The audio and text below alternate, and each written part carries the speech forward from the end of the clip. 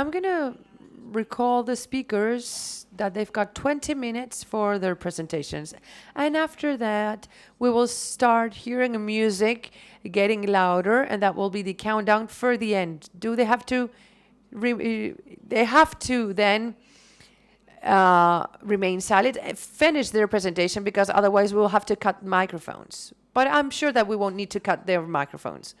So let me continue with the next presentation. You've participated in all studies, you know, those studies that measure what people feel, what they perceive, what's the impact in their brain of different TV ads. That's what we know as neuromarketing.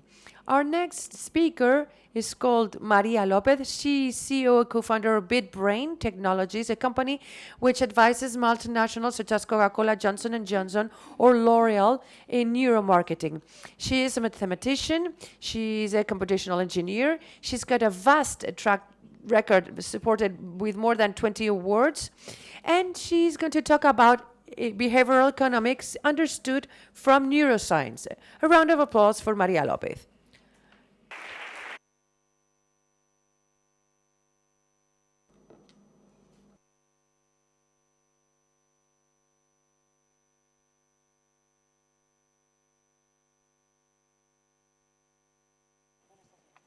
Sí, no, pero que me tira mucho. Bueno, he perdido el micrófono por ahí. No ha empezado a correr el tiempo, lo cual estamos bien.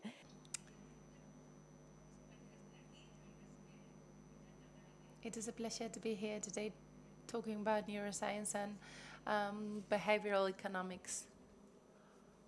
I'd like to walk you through an introduction, how we understand neuroscience and behavioral economics.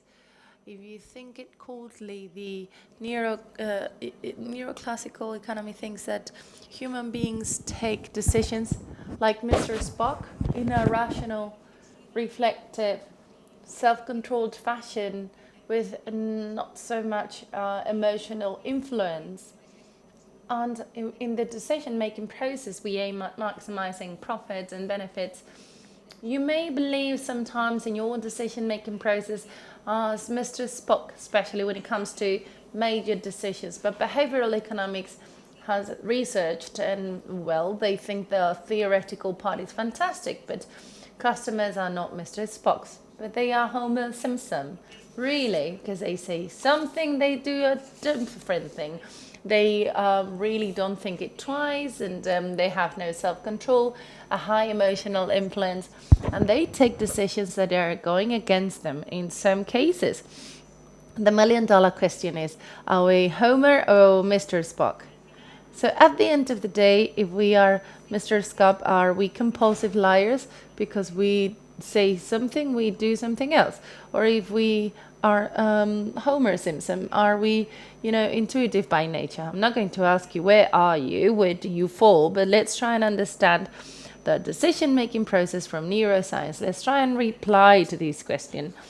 When somebody takes a decision, you undergo 3 different steps. One of them is the aware stage. The second one, more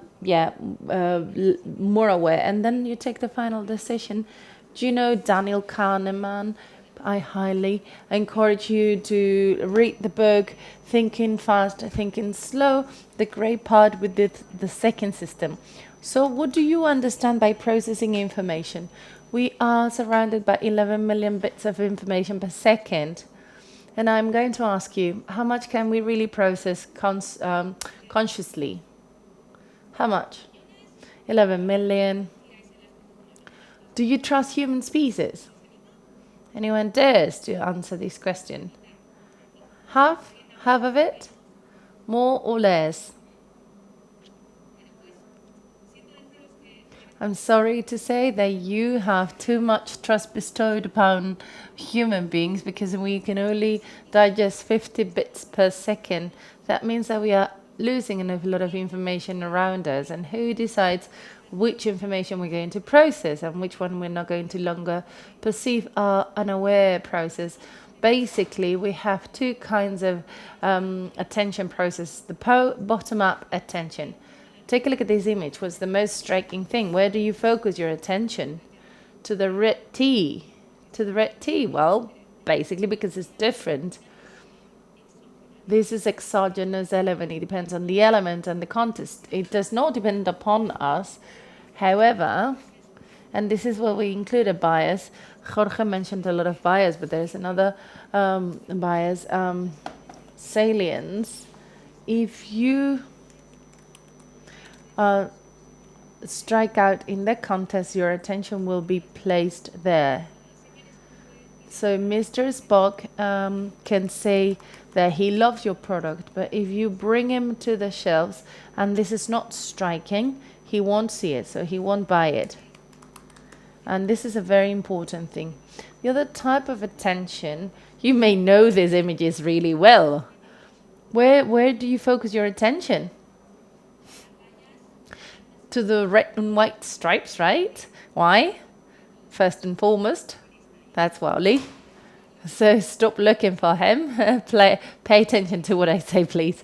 So why do you focus on the red and white stripes? Are they salient or not? There's too much information. They're not too salient.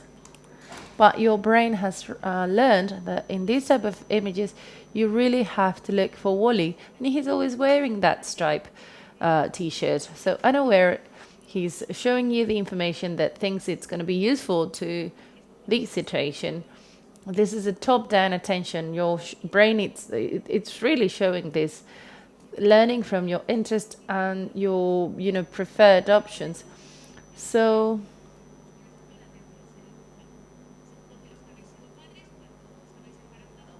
when you were pregnant, I'm sure you saw baby boomers all around. Of course, that was no baby boom, but because when you're pregnant, pregnancy is the center of all your situations, and it shows you the women that are pregnant that you wouldn't see in other situations. From a commercial point of view, when there's a catastrophe, when you deal with insurances, this is processing information. Then to talk about the emotional value, I'm going to show you an image on social networks. Don't say anything if you've seen it before. The other ones, please play. What do you see here?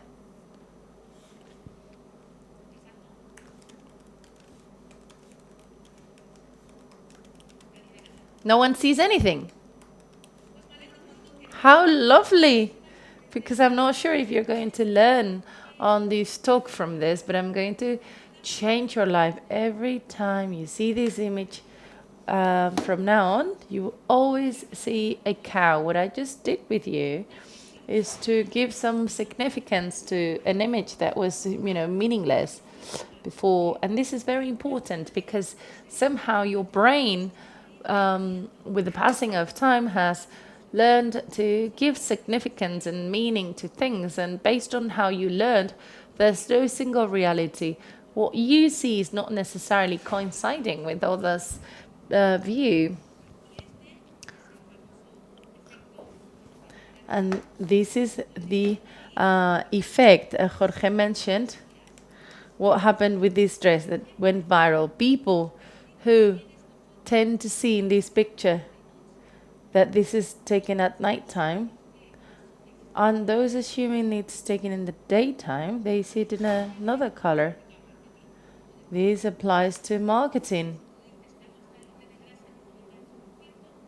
Something is free from fat in a 98% is better than has a 1% fat, whereas the way we explain things has an impact on behaviors.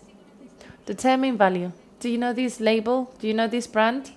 If you don't know it, what do you think it is? What does it represent? Ketchup? What do they sell? Chocolate?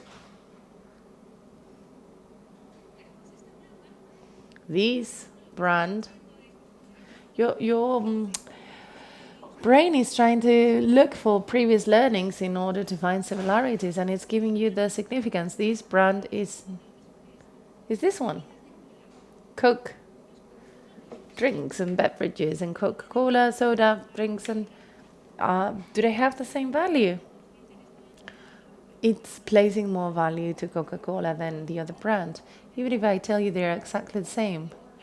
And once again, this has an influence in our decisions. And the brands that are familiar really have a lot of advantage versus those that are not familiar or new products, because a way of empowering and giving value is the familiarity, feeling you bestow more value upon this. Hyperbolic discount, this is the bias.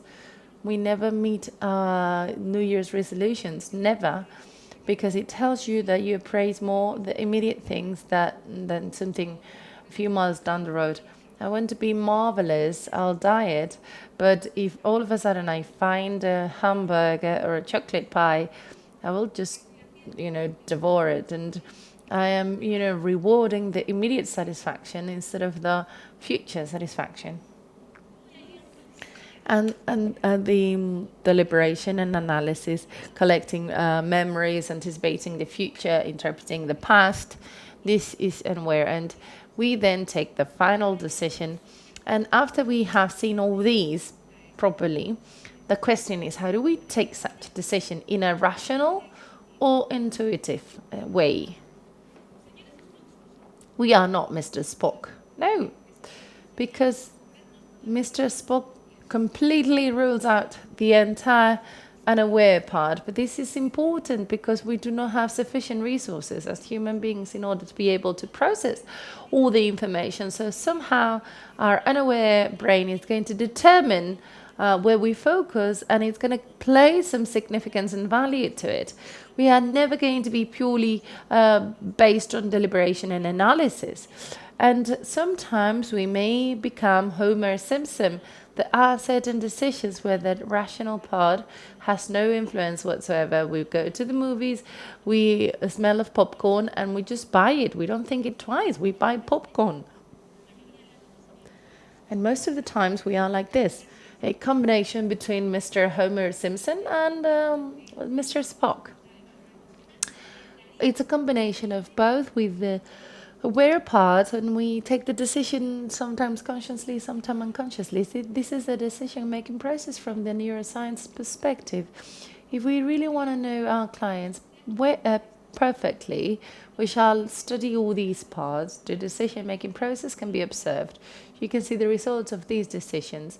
It can be truly observed, and this is something that we are doing. The deliberation and analysis shall be analyzed with traditional research. You can go to your customers and ask, did you like this product? What would you improve from this experience? And what about processing information? How about determine the emotional value thereof? You cannot ask them anything, because if you ask them, you're changing things.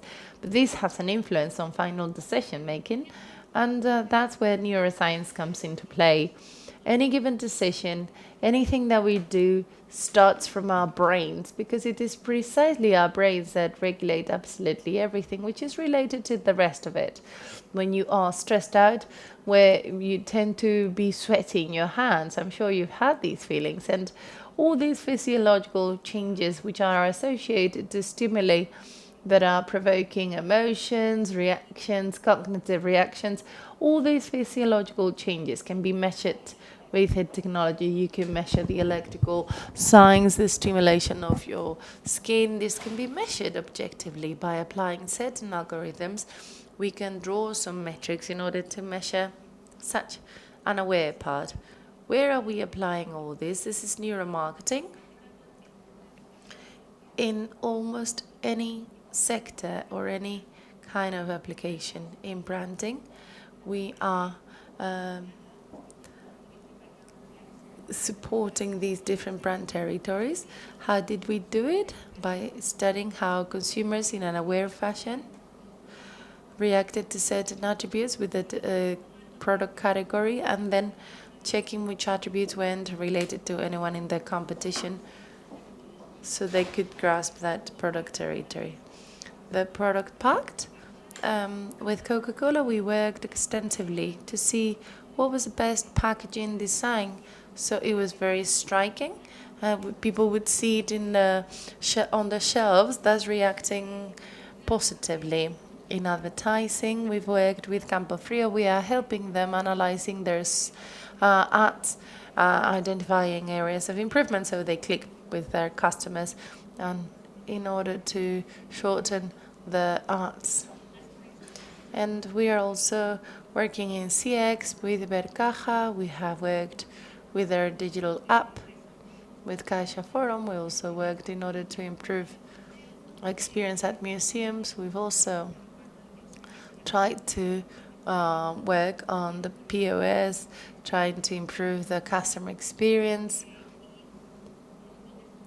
And an awful lot of studies that can study the unaware part. We were lucky enough to measure the Real Madrid players measuring their emotions when they were reviewing the top moments in their life. I can't say anything because it's censored. When they saw the videos and they saw certain players' emotions were triggered and they wanted to keep this confidential. Well, we can apply neuroscience to an awful lot of context, and we can try and understand the missing part in consumers' behavior. At the end of the day, neuromarketing and neuroscience applied to market research is not replacing what we knew before. It really is another extra layer of information. Before I conclude, I'd like to share with you my view going forward. In the future, well, now the studies are done at the lab in a controlled environment. It isn't too realistic, to be honest. You're not leaving consumers completely abandoned. You take just approaches, but we are embarking on the fourth technological revolution, and well, we are all living the digital transformation. Society, companies, public authorities are undergoing this digital transformation that is radically disrupting everything. If we go back to the decision-making process, the digital transformation allows us to get a better grasp on digital decisions by our consumers, how they behave digitally because they live some path, but how they analyze, because we share it in social networks. You can do service because everything has become easier. So the digital transformation is giving us a lot of information on these two steps. What else? The Internet of Things. Internet of Things, IoT, means everything is going to be connected. When Real Madrid is playing, TV is going to inform the fridge. Fridge will calculate how many beers you have, the ones that you usually drink when your football team is playing. And if it doesn't have the sufficient beers, it's going to order them up. No worries, you don't have to worry about it. If we connect all of it, we allow a full granted access to information digitally and physically. So everyone is going to take a look at our decision-making process. People will even know how often we use toilet paper. And the wearable revolution, the tiny little smartwatches that measure our heartbeat are going to be common today, and they're going to be more accurate. We will probably have a headband to train our cognitive capacities a la carte, having a waist allowing us to, control our, stress. There'll be an awful lot of technology, and this is going to add lots of value. While it does that, it is also furnishing information about ourselves, physiological data, which allow us to access the unaware part. So as far as I see it, the way things are evolving and technology is evolving, time will come where we will be closer than ever. We combine it with IoT, AI, big data. From each and every step in the decision-making process, there'll be a moment in which we will have a 360 view of human beings, and it is not going to be perfect. This is never going to be reached, but much more accurate than what we are used to. For good or bad, thank you very much indeed. We don't know anything of this.